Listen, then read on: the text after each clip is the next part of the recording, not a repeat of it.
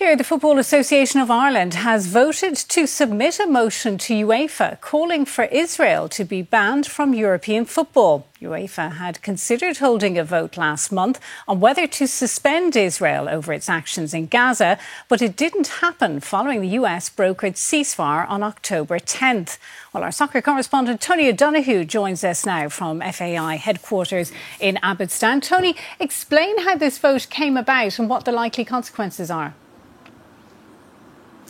It was Bohemian Football Club who actually proposed and sponsored this motion that had to come before an extraordinary general meeting of the association today. Procedurally, they had to do that if it were to get past. Today's AGM was scheduled for some time, but the EGM happened beforehand, and Bohemians had submitted a formal motion requesting the immediate suspension of the Israeli Football Association for violation of UEFA statutes.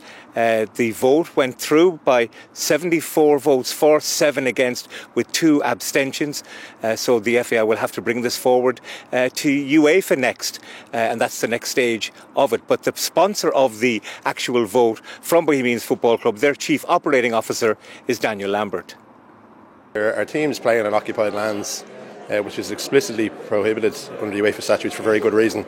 And the second is the absolute failure of the UEFA to tackle serious instances and continued instances of racism. You know, it flies in the face of logic that one association in a game governed by rules can breach UEFA statutes with no measures taken against them.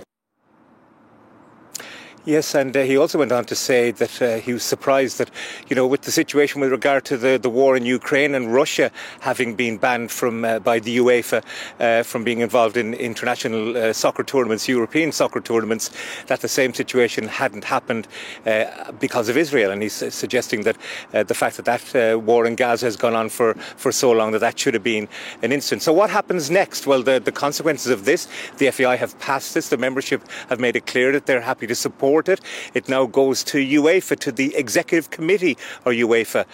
Now, whether other like-minded associations, because Norway and Turkey, for example, have also spoken out, and there was a talk that UEFA themselves might be considering sanctions against Israel because of the war in Gaza, but it would seem as if now the ball, so to speak, is in the UEFA executive committee court, and whether they go further on this now and decide to impose sanctions on Israel, well, that remains to be seen.